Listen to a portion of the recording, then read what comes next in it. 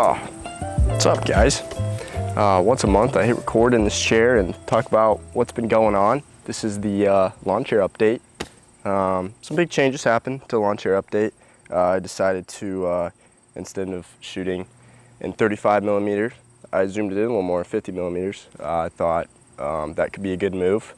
It's the beauty of posting videos on the internet. You made decisions like that. But yeah, lots of things to talk about. I already missed one, so that's good.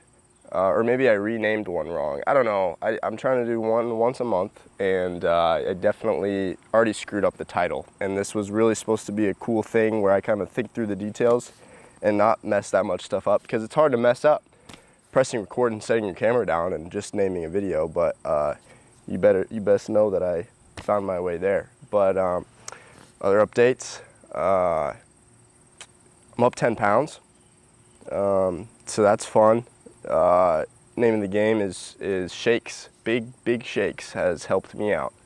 I'm not gonna go into what I put in my shake because that seems irrelevant, but lots of dense things, and I have it at the end of the day, and that's been the difference. But what's been the most troublesome with eating more is losing energy. So instead of, when you wake up and drink a coffee and eat nothing and you have that desire to, I don't know, conquer the Roman Empire, I don't know, when you eat, you want to do nothing. So I have absolutely zero desire and I just want to sleep. And I don't know if I could be vibing with that for a long period of time. So I've taken months to figure out how I can eat a lot while still trying to maximize my energy. Now I know I'm not going to be the exact same, but I can at least strive and try and be a better me, which I think, that's what this is all about here.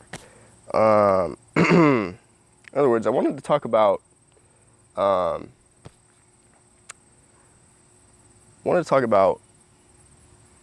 days that are irrelevant but are important. And I'm making a video, like a short video, like a short form reel that I'll put out here shortly in the next few weeks. But it's about a random day, January 24th, 2019, where I made something happen and it was nothing. And let me explain that further because that's confusing. But the days where I think the most and make the most progress, nothing's happening that day, and it's usually more of a lonely day.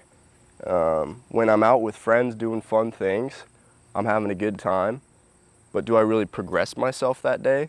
Not in the fundamentals of progression, but I think those days are important, but I don't get time to sit back and think about ideas. But on a day where you're more particularly on your own with nothing to do, and you sit in that for a few hours, yeah, the first few hours might kind of suck. You're like, like on a day maybe where you want to do something even, like, oh, I got nothing to do. I'm a loner, got no friends, which isn't true, but you feel that way. But then after a few hours, maybe you eat your favorite little knick-knack or drink a good drink, and maybe your favorite song comes on. You just kind of think about, wait, this is good, and then you kind of think about, what could I be doing differently? And then you come up with a good idea and you implement that idea into your life, and sometimes that's the most life-changing point. So with that, I had one of those random days, and I called it in the short video, this isn't what I consider in my head, but I consider it my random winter Thursday. Thursday, January 24th, 2019, one of the very rare dates I can think of in my head on the exact day. And to be honest, I couldn't think of it. I had to look back and see. But that evening, I remember same vibe. It was like a Thursday going into Friday of high school. I wasn't feeling it. And I wasn't feeling it so much that I'm like, hey, I'm going to make a decision today. And that decision is going to be, I'm not going to live at the mercy of others anymore. And meaning, I was doing good things, but I think I was being small-minded and going in a trajectory that I wasn't wanting to go on. And so I made this little decision that I was gonna stop living at the mercy of others, meaning that I'm gonna try to switch things up. And that moment was the most meaningful yet meaningless moment ever. I mean, I literally just said something to myself and stuck with it. Nothing happened that night, but ever since then, and I've never stopped, I've just been more conscious about, hey, what direction do I want to head in? Now it hasn't been perfect, but it's been a good mindset switch. Now, not living at the mercy of others means you can be a douche to everybody and you don't think about other people, or you only work for yourself or something like that. No, you just take what's in your brain seriously and you enact on those things. And if you're any sort of a good person, or I won't even say that, but just any sort of person that wants to progress the world, hopefully your ideas will include the betterment of other people along with that. Now that's not always the case with some people, so then you see like narcissistic tendencies and people doing bad stuff and only thinking about themselves and considering absolutely nobody and being really strict on that. Well, I think the best middle ground is people are doing what's in their heads and what they think they can do best in, and it is in the betterment of other people. But ever since that day, I've just been trying to do that, and I consider myself just as lost as I was on that day, if not more lost, but I have more questions and curiosities. And once this video comes out, the short one that I was talking about earlier, you're gonna hear very similarities to how I talked about it right now. But I think those are the most important days. You know, we think in holidays and all that stuff, but I like to think of the days where nothing's happening. Who's out there making decisions for themselves, and that's something I can respect. So that is irrelevant days that are the most relevant that I wanted to touch on. Yeah, also new, not really new, but Ryan Trahan, maybe 10 or 20 days back, wrapped up with his 50-day and 50-state series. And I thought about that series more deeply probably than the average person, because I was really looking at like the recording style of it, the structure of it from a production and maybe even marketing perspective, and was just in awe the whole time. If you're still confused, Ryan Trahan is a YouTuber. He does fun stuff and some fun series. Like in the past, he did 1 penny to maybe it was $1 million or something, and he started with a penny and traded his way up until he finished the series. I didn't really watch through that one, but I got a few episodes of that. But the first time I really sat down and watched him was this 50-day and 50-state series. The goal of it obviously was to get into each state each day for 50 days straight. And the main basis of it was they were just traveling Airbnb to Airbnb. They tried to find the coolest one on their route and stayed in it. They did cool things such as ranking the Airbnbs, traveling to each state. They did very similar themes like grabbing coffee every day, going on a run every day, riding a bike every day. And it was a cool series. And then they introduced a fundraiser impact into that. And so the whole trip, all the proceeds are going to St. Jude. So they had a donation link that they were plugging. If you donated a large sum of money, you can unlock the ability to do things in their series. So stuff like donating $5,000, you show up on screen and they read your donation.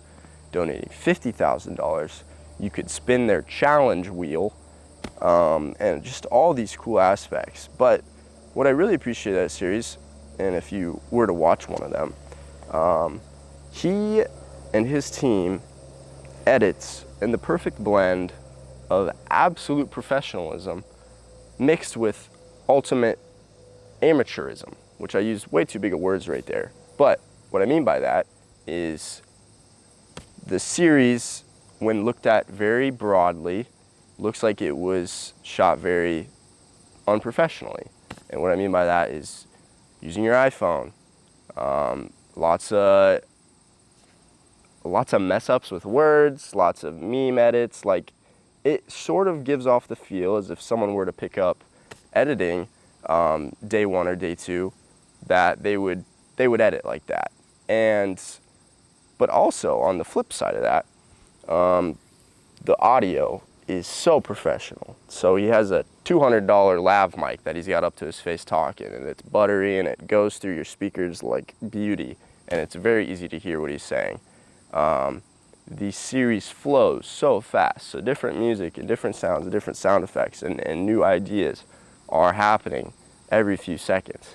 And that's the professional side of it, and blended together creates a beautiful version that can be enjoyed by literally anyone, which makes probably the most perfect YouTube series ever.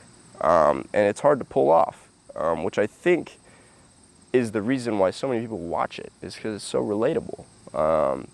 It satisfied people that enjoy using more professional, more expensive gear, satisfied people that kind of get turned off by the idea of having a professional crew and all that.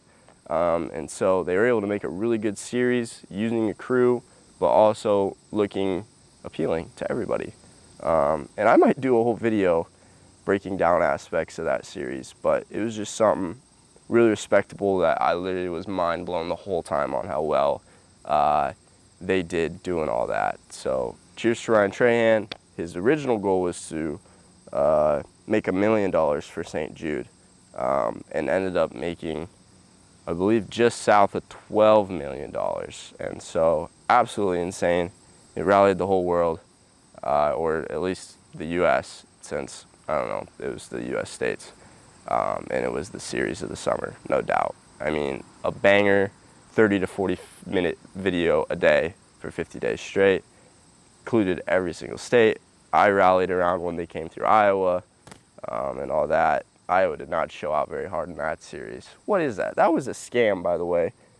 The way we got the Pyramid House, I mean, just the way he was rating Airbnbs, the Pyramid House just did not show out. I mean, yes, it's got a beautiful outside, but in there, it looks like your Midwest, older lake house home. No, not even lake house. It just looked like an older US home in there.